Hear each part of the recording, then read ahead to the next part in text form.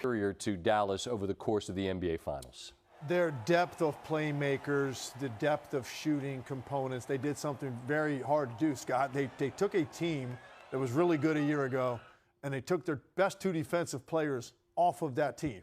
Marcus Smart, Robert Williams, replaced them with better offensive players without giving up anything defensively, because you add Kristaps Porzingis and Drew Holiday. And that transformed them now into this offensive buzzsaw that clearly Dallas didn't have enough answers for. It was going to require Dallas's absolute best. I believe they could have given them a very competitive series, maybe even taken this thing to distance. But it's going to require your best. I thought Dallas was far below their best. A lot of it having to do with Boston and what they were able to do to them and the situations they put them in defensively. Dallas just did not have enough. Boston was clearly the better team in this series, and they had too many answers. Winning one, and we just saw a major championship yesterday for Bryson DeChambeau, and I said to him, when you win one, right, that's a lot in golf. They're hard to get, right? You win a second, and then it puts you in a different category. For Boston now, this is 18 for the franchise, but this is one for this group as constructed. In what way might this sort of open the doors for them to add to it? We know, Tim, how hard it is to get these, but freed up of you can't do it, you haven't done it, and all the chatter. Does this feel something like the beginning to you? I do believe that. There's a breakthrough, and there's something that you feel now internally. And what I've said about this team repeatedly, the best thing to happen to Jayson Tatum was when they got and added the players that they added to this team, the margin for error was greater for him specifically and for Jaylen Brown. And that gave you the luxury where they could win games on nights when those guys weren't great offensively. And that wasn't the case in the past. And so now that they've actually experienced getting this thing across the finish line with exactly what I'm describing on a given night, not necessarily knowing who that was going to be, that's now what you've created now is a problem going forward for everybody else if they keep this team intact. And isn't that what was so clearly lacking for Dallas? I mean, once you got past Luka, who had a big night again, once you got past him, I mean, look, outside of a night where they just obliterate Boston on a Friday night and they actually got a win, gentleman's sweep and all that, Dallas just didn't have the depth of scoring option that Boston had. It was going to take a lot more. Really, Kyrie Irving was 3 games in Boston was well below what he's capable of doing, and that crowd affected him. He admitted that it affected him. It did again tonight.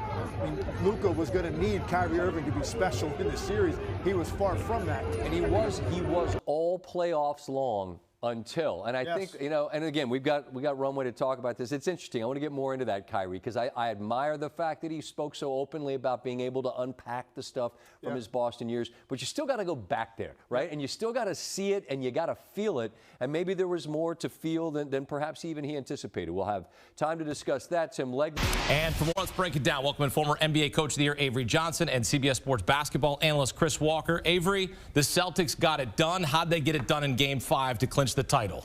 Offense sells tickets, defense wins championships, and they were phenomenal on the defensive end. They basically eliminated Kyrie Irving from this game early on. Luka struggled in the first half. He didn't really start to cook a little bit until the game was over. But the job that they did on Luka and Kyrie combined and individually was very impressive. They dominated the boards. Whenever you dominate the boards by plus 20, you're probably going to win the game. The points in the paint, it was even tonight. Remember in Game 4, the Mavericks dominated the paint. What was it, 60-26? Yep. I think it was 42-42 tonight. So, but I think this was all about home cooking. Tatum was extraordinary. You look at Derek White hit timely threes. He comes over and block a shot at the right time. Drew Holiday got him off to a good start by being a screener with picking and rolling. Porzingis, just his presence on the court, he was a +8 tonight. He did a good job last line of defense. So it just was an overall really good team effort. And the last thing I'll say is, let's give Joe Mazzulla credit. To be a young coach with the necessary adjustments coming off that shellacking of a game.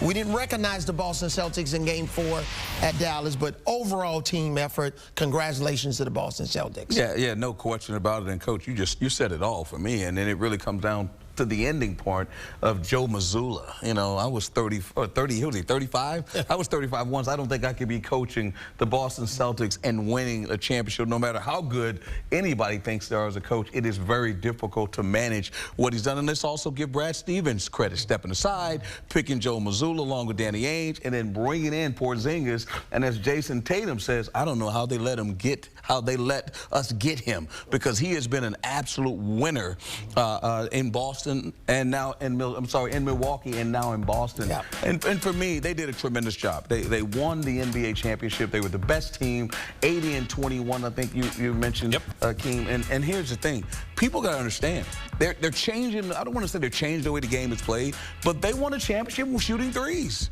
And you know how it is, the copycat league, right, Coach? And that's what they've done. But to your point, they also did it by putting defense. They put the pause on you. Guys can guard multiple positions. They always talk about positionless basketball and offense. Well, they're positionless defense. And they did a great job of just following through. And shout out to Jayson.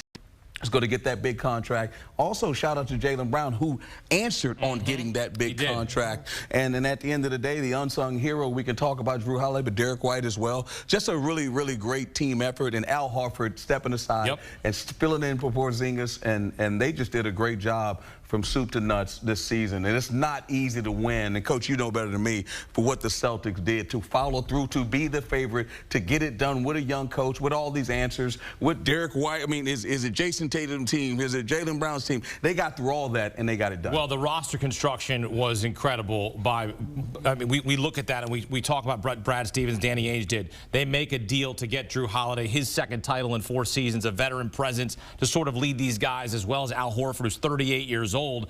But when you look at the Dallas Mavericks, right, I thought their effort was a little bit lackluster here in a Game 5, Avery. What did you think? They didn't have the energy. They started off with no energy, really settled for too many jump shots. Defensively, they weren't on the same page. Pick and roll defense, guarding the ball, closeouts, rebounding. Too many offensive rebounds for the Celtics by their wing players, not necessarily Al Horford or Kristaps Porzingis. It was Derek White. It was guys like Drew Holiday. So it's just the energy, the effort, the loose balls, the second chance points. Boston was the hungrier team. I guess Jayson Tatum set us up with his comment, you know, talking about, well, we're not going to play, you know, it doesn't matter if we win this game or not. Yeah, it mattered because he played with a lot of sense of urgency. When you look at Jayson Tatum, because we questioned him, did we not? Yes, in this 100%. Series. He stepped up in this series. What was different about this Game 5 for Tatum?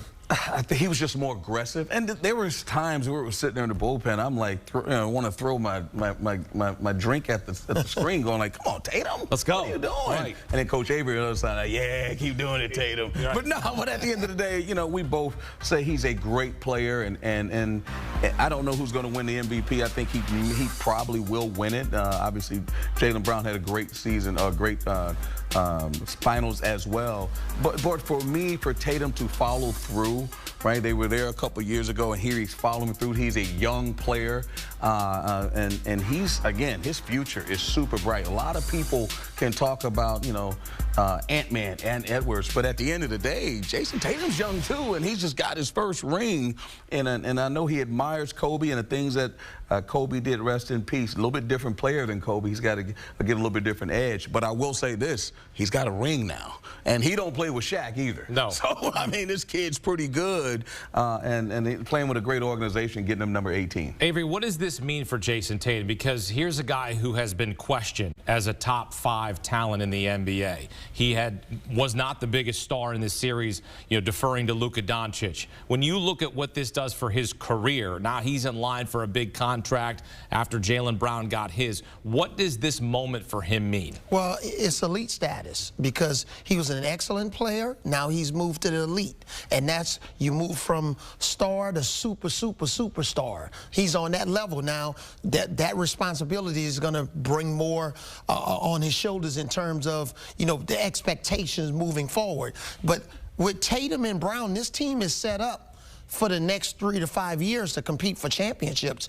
on a consistent basis. And now Tatum has an opportunity, you know, if he wins the MVP, which I believe he will, and then, you know, sign another big contract. But also this summer, Olympics. Yeah. He has a chance to do a little bit of a trifecta here.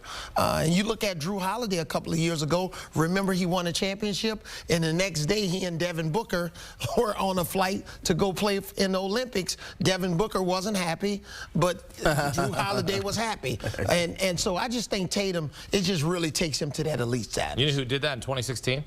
Kyrie Irving. Yeah, that's a good point. NBA championship and a gold medal. So Jayson Tatum has the chance to do that. As what's incredible here, this is incredible here in terms of Jaylen Brown and Jayson Tatum, because this is the 4th homegrown duo drafted into the top 3 to win a title together. The other 3, Magic Johnson, James Worthy, Tim Duncan and David Robinson, your teammates, and LeBron James and Kyrie Irving. So what the 2 Jays accomplish here, historic, as now Boston sits alone.